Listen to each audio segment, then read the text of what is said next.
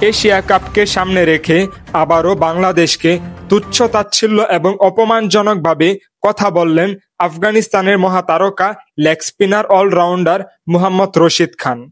Asia কাপকে সামনে রেখে চূড়ান্ত 15 সদস্যের স্কোয়াড ঘোষণা করার পরে এক সংবাদ সম্মেলনের মাধ্যমে তিনি জানান 2024 সালের ওয়ার্ল্ড কাপে তারা অস্ট্রেলিয়াকে হারিয়ে দিয়েছে, তারা বাংলাদেশকে হারিয়ে দিয়েছে। এখন তারা এশিয়া কাপে এই বাংলাদেশকে যেন ঘুণাই ধরতেছে না, তারা বলতেছে এইবার এশিয়া কাপের ট্রফিটা যেন তাদেরকে এইবার লাগবে।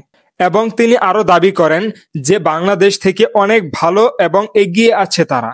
আবার ঠিক এশিয়া কাপের পরপরই তাদের সাথে অনুষ্ঠিত হবে বাংলাদেশের একটি সিরিজ, যেই সিরিজটি শুরু হবে 2 থেকে 14 অক্টোবরের ভেতরে।